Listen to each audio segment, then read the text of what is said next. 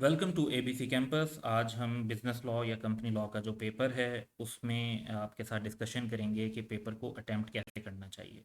तो हमारी इस सिलसिले की बेसिकली दो वीडियोस होंगी। इस वीडियो का फोकस पेपर को अटेम्प्ट करने पर है और नेक्स्ट वीडियो के अंदर हम फोकस कर रहे होंगे कि कौन से डूज एंड डोंट्स हैं जिनका आपको ख्याल रखते हुए ये सारा प्रोसेस करना चाहिए। तो इस वीडियो के अंदर हम बेसिकली जस्ट 3 आइटम्स को डिस्कस कर रहे होंगे। पेपर पैटर्न, वो पॉइंट्स जो हमें पेपर के लिए जाते वक्त और पेपर करते वक्त जहन में रखने चाहिए, और हमें हर डिफरेंट टाइप के क्वेश्चंस को कैसे आंसर करना चाहिए। तो इन 3 पॉइंट्स की तरफ स्टेप बाय स्टेप चलते हैं। तो सबसे पहले पेपर पैटर्न की बात करें तो 50-50 मार्क्स में दोनों पोर्शन डिवाइड होते हैं, मर्केंटाइल लॉ और कंपनी लॉ। ऑब्जेक्टिव टाइप जो है वो 30% है, यानी 15 मार्क्स दोनों सेक्शन में ईच होंगे। उसके बाद नॉलेज बेस्ड क्वेश्चन होते हैं जो कि 28% ऑफ टोटल पेपर बनेंगे। बेसिकली क्योंकि ये था कि रिमेनिंग 70% का 40% है, तो वो 28% बनता है। तो 14 marks in each section, 28 marks के टोटल। और एप्लीकेशन बेस्ड, जिन्हें हम सिनेरियो बेस्ड क्वेश्चन कहते हैं, वो 42% मार्क्स के बनेंगे। तो मैक्सिमम वेटेज जो है किसी भी क्वेश्चन की वो 8 मार्क्स तक की होगी। तो बहुत बड़े बड़े सिनेरियोज जो हैं वो हम यहाँ पर एक्सपेक्ट नहीं कर रहे होंगे। अब अगर हम देखें कि जो इस पैटर्न के मुताबिक अटैम्प्ट हुई हैं, वो सिर्फ 2 अटैम्प्ट हुई हैं अभी तक, एक ऑटम 2020 की और दूसरी स्प्रिंग 2021 की। तो उन दोनों अटैम्प्ट में क्या सिचुएशन रही? ऑब्जेक्टिव टाइप में तो एग्जैक्ट 15-15 का ही रहा। नॉलेज बेस्ड में, अच्छा, एप्लीकेशन बेस्ड को अगर आप देखें तो हमने दो कैटेगरीज में डिवाइड किया है, एप्लीकेशन बेस्ड अपेरेंट और एप्लीकेशन बेस्ड एक्चुअल। तो जब हम आंसरिंग द क्वेश्चन वाला थर्ड पॉइंट डिस्कस कर रहे होंगे तो वो इसके अंदर हम बाकायदा एग्जांपल के साथ आपके साथ शेयर करेंगे कि दो डिफरेंट सिनेरियो कैसे होते हैं। एक एक्चुअल सिनेरियो होता है कि वाकई आपने थ्योरेटिकल नॉलेज को प्रैक्टिकल सिचुएशन पर अप्लाई करना होता है, और एक अपेरेंट सिनेरियो होता है कि यहाँ वहाँ पर एक सिनेरियो वाला क्वेश्चन तो होता है लेकिन उसका जो आंसर देना होता है वो वैसे ही देना होता है जैसे नॉलेज बेस्ड का हो। तो जो एप्लीकेशन बेस्ड अपेरेंट है, ये मिक्स क्वेश्चन होता है। तो इसमें भी अगर हम देखें तो थोड़ी सी वेरिएशन है मेन पैटर्न के साथ, क्योंकि जो पैटर्न है वो बिल्कुल एग्जैक्ट 1-to-1 मार्क फॉलो करना ज़रूरी नहीं होता। तो वहाँ पे थोड़ी सी है, लेकिन ये कि ओवरऑल अगर हम देखें तो इतना मेजर कोई वेरिएशन नहीं है। यहाँ पर अगर आप देखेंगे तो ये 12 बन जाएगा, या इस तरीके से इधर देखेंगे तो ऑलमोस्ट ये 18 मार्क्स के सिनेरियो बन जाएंगे। स्प्रिंग 21 में देखें तो वहाँ पर प्रिसाइजली मर्केंटाइल लॉ में तो फॉलो हुआ कि 14 के ही नॉलेज बेस्ड थे, और 21 के जो थे वो एप्लीकेशन बेस्ड क्वेश्चंस थे। कंपनी लॉ में अगर हम जाएं तो 10 मार्क्स जो हैं वो ऐसे थे जो नॉलेज बेस्ड में भी हम कह सकते हैं और सिनेरियो बेस्ड में भी कह सकते हैं। तो बेस्ड ऑन दैट अगर इसको भी 5-5 लिया जाए तो इसका मतलब है कि जो एग्ज़ाम पैटर्न था वो फॉलो हो रहा था, और अगर उसके अंदर डेविएशन होती भी है तो वो हम देख रहे हैं कि 4-5 नंबर तक की होती है। तो ये एक जनरल आइडिया आपको पेपर पैटर्न का होना चाहिए ताकि आप डिफरेंट टाइप के क्वेश्चंस को जहन में रखें और हर क्वेश्चन को उसकी टाइप के मुताबिक आप रिस्पॉन्ड कर रहे हैं। नेक्स्ट कुछ पॉइंट्स जो हमें जहन में रखने चाहिए पेपर करते हुए, वो और पेपर से पहले इनको प्लान करना पड़ेगा, वो ये है कि एक तो आपने सिर्फ ब्लैक पेन यूज़ करना है और उसमें जेल पेन यूज़ नहीं करना है, यानी बॉल पॉइंट यूज़ करें। मार्कर अलाउड है जो कि सिर्फ ब्लैक कलर का होना चाहिए, लेकिन मार्कर रेकमेंडेड नहीं है कि आप यूज़ करें। बेहतर होगा कि आप जस्ट सिंपल जो है ना अपने पास बॉल पॉइंट्स लेकर जाएं, 1-2-3 ले जाएं रिजर्व के तौर पे, और उनसे जो एक जैसे ले जाएं और उनसे अपना पेपर सॉल्व करें। हर पार्ट को आपने न्यू पेज पर सॉल्व करना है क्वेश्चन में, और जो आपके क्वेश्चंस होते हैं उनको और उसका जो पार्ट है, जैसे अगर क्वेश्चन आप 7A कर रहे हैं तो 7A आप मेंशन करेंगे पेज के टॉप पे जो जगह बनी हुई होती है प्रिसाइजली, क्योंकि इलेक्ट्रॉनिक मार्किंग हो रही है। तो उसके अंदर आपको जो स्कैन होता है पेपर, तो पेपर क्वेश्चन नंबर से स्कैन करता है, और उस स्कैन की बेस पर आपका जो पेपर है वो फिर रेलिवेंट मार्किंग के लिए एलोकेट हो रहा होता है। तो अगर कोई क्वेश्चन सेकंड पेज पर चला जाए तो सेकंड पेज के ऊपर भी आपने फिर सेम रेफरेंस लाजमी मेंशन करना है। टिपिकली जो है वो, अगर हम बात करें कंपनी लॉ बिजनेस लॉ के इन पेपर्स की, तो जब 8 मार्क्स तक का मैक्सिमम क्वेश्चन है उसके अंदर भी बाज़ औक़ात पार्ट्स A, B होते हैं। तो उसका मतलब ये हुआ कि मोस्ट ऑफ द टाइम आपको एक पेपर से एक्सीड नहीं करना पड़ेगा, शायद कभी भी ना करना पड़े, लेकिन दूसरे पेपर्स में ऐसा आपको करना पड़ सकता है। फिर अपना जो टाइम है उसको लाजमी प्लान करें हर क्वेश्चन और हर पार्ट के लिए। जैसे हम जनरली कहते हैं कि 180 मिनट्स होते हैं, 100 मार्क्स का पेपर होता है। तो अगर आप 3 मार्क्स का क्वेश्चन कर रहे हैं तो जहन में रखें कि आपको उसे तकरीबन 5 to 6 मिनट्स में सॉल्व करना है। 4 मार्क्स का अगर कोई पार्ट कर रहे हैं तो इसी तरीके से आप उसके अंदर तकरीबन 7 to 8 मिनट्स का टाइम ले रहे होंगे, इससे ज़्यादा टाइम उसमें ना लें। तो ये कुछ बेसिक से पॉइंट्स हैं जो आपके एडमिट कार्ड पे और एग्जामिनेशन इंस्ट्रक्शन में भी मेंशन होते हैं, इनको ध्यान में रखेंगे।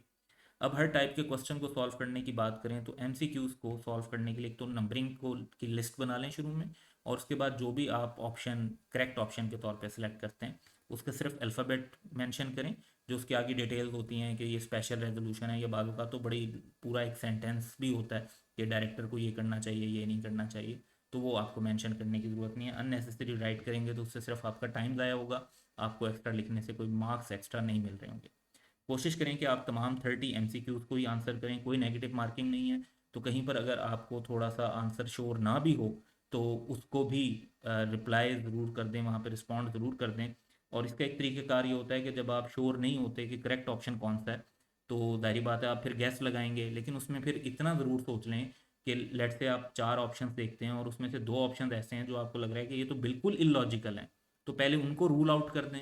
फिर जो बाकी 2 रह जाते हैं उनमें से आप गैस करेंगे तो 50-50 चांस स्टिल होगा, तो कुछ मार्क्स हो सकता है कि आपको मिल जाएँ। तो जहाँ भी आपको मार्क्स मिलने का चांस है उसको जो है इग्नोर ना करें। अब जो हमने बात की कि इसको प्रेजेंट कैसे करना चाहिए नंबरिंग को और अल्फ़ाबेट को, तो आप 30 लाइंस यूज़ करेंगे क्योंकि 30 एमसीक्यूज़ हैं। तो यहाँ पर हमने 5 लाइंस में कैसे शो होगा, इसी को आप 30 लाइंस तक ले जाएं।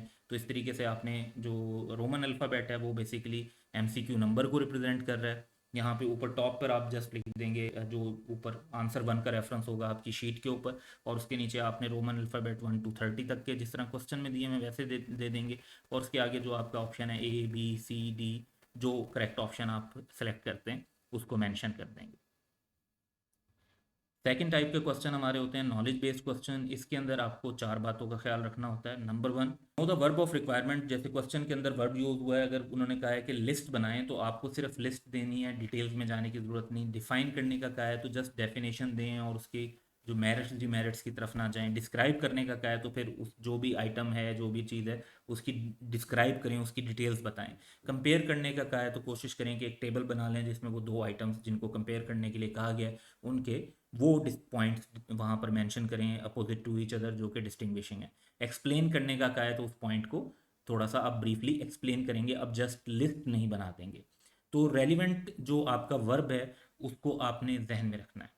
दूसरी बात ये कि इररेलिवेंट कंटेंट जो है उसको अवॉइड करें। बाज़ ये होता है कि अगर क्वेश्चन में आपसे किसी सिचुएशन में पूछा गया वेरिएशन ऑफ राइट्स के बारे में, और जो स्पेसिफिक पॉइंट पूछा गया वो आपको याद नहीं आ रहा, तो आप क्या करते हैं कि जो बाकी उसके वेरिएशन ऑफ राइट्स से रिलेटेड आपको सब कुछ याद आ रहा है, आप वो सब लिख देते हैं कि चलो ये तो मुझे आ रहा है। तो उसका फ़ायदा कोई नहीं होता, सिर्फ आपका टाइम वेस्ट होता है। फिर इस बात का ख्याल रखें कि right your own words but not your own law. Law आपने अपने से खुद से नहीं बना लेना। जो लॉ है उसको आप अपने अल्फाज में, अपनी ग्रामर में, अपने सेंटेंस में लिखना चाहते हैं ज़रूर लिखें, उस हिसाब से एक जो आपका अपना स्टाइल है राइटिंग का वो उसको डिपिक्ट करें। लेकिन लॉ अपनी तरफ से ना बनाएं, जो लॉ का रूल है वो उसी तरीके से रिप्रेजेंट होना चाहिए। अगर आप सिर्फ अपनी वर्डिंग के चक्कर में कुछ इस तरीके का सेंटेंस लिख रहे हैं जिसकी इम्प्लीकेशन या अंडरस्टैंडिंग जो लॉ का रूल है उससे डिफरेंट बनती है, तो फिर आपको मार्क्स नहीं मिल रहे होंगे।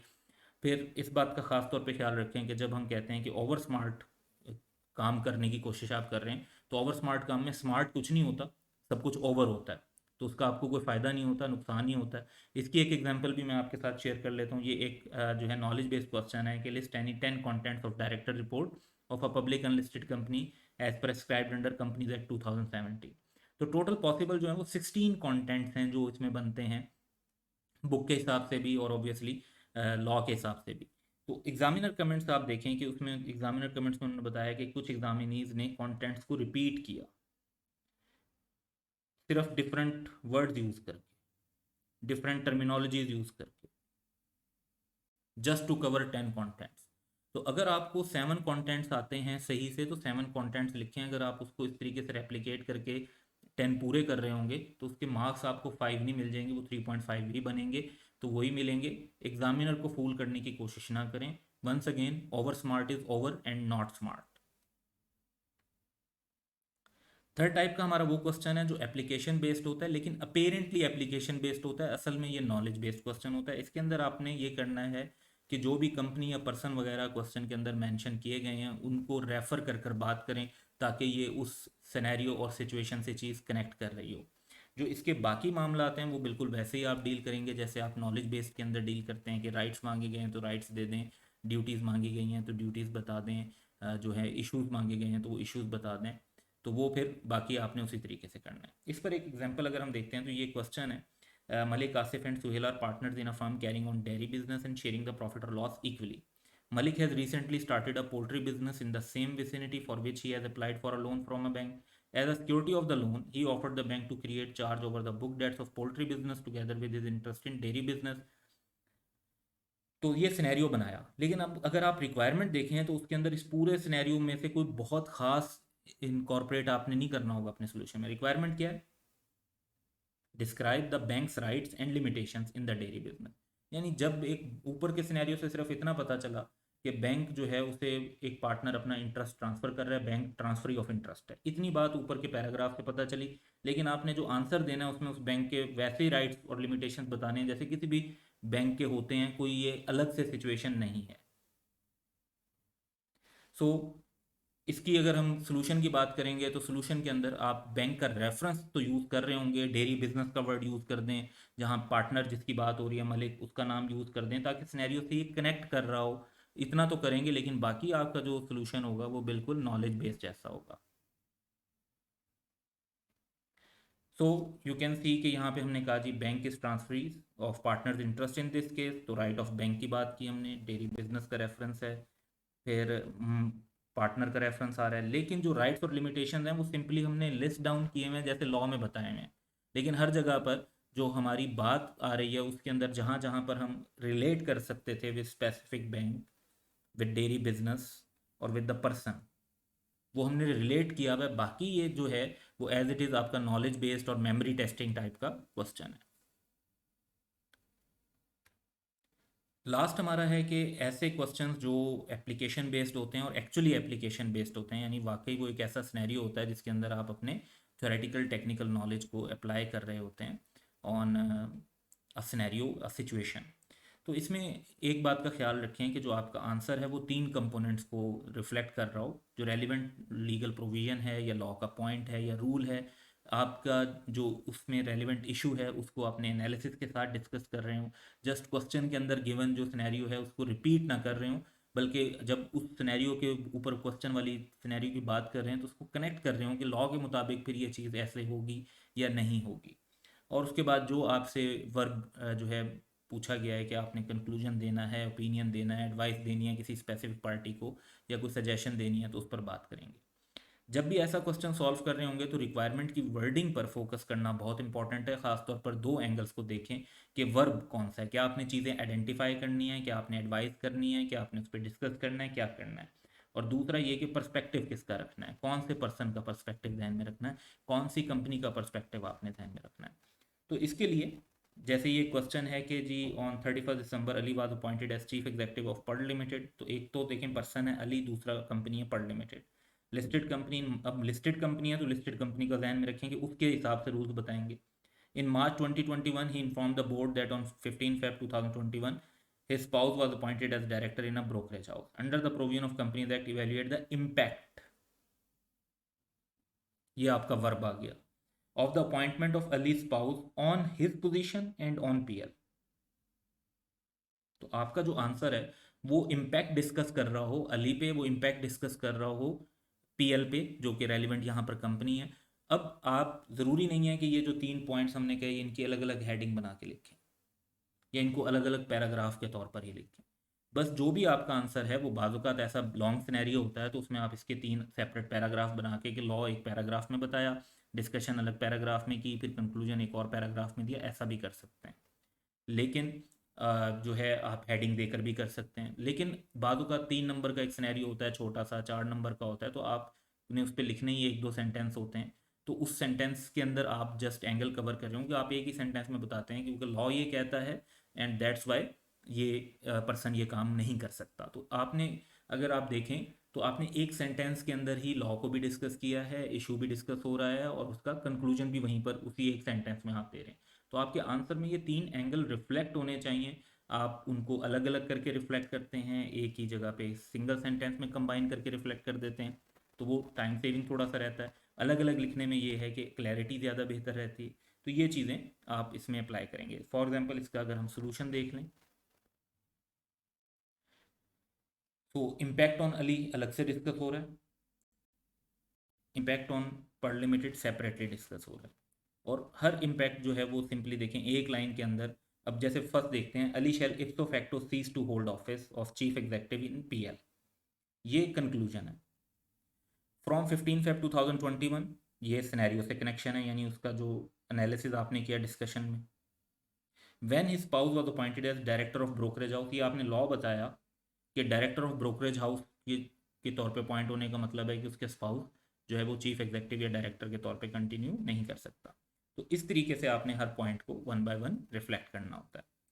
तो ये हमारा वीडियो थी कि जी पेपर अटैम्प्ट कैसे करना चाहिए। एक और वीडियो हम आपके साथ शेयर करेंगे जिसके अंदर हमारा डूज एंड डोंट्स के ऊपर स्पेसिफिक बात हो रही होगी, ये टर्मिनोलॉजी कौन सी रिप्लेस नहीं करनी, कौन सी चीज़ें सेम कंसीडर होती हैं, कौन सी चीज़ें सेम कंसीडर नहीं होती। तो उस वीडियो को भी इसके साथ जो है देखें और फिर अपने पेपर को कॉन्फिडेंस के साथ जाके सॉल्व करें।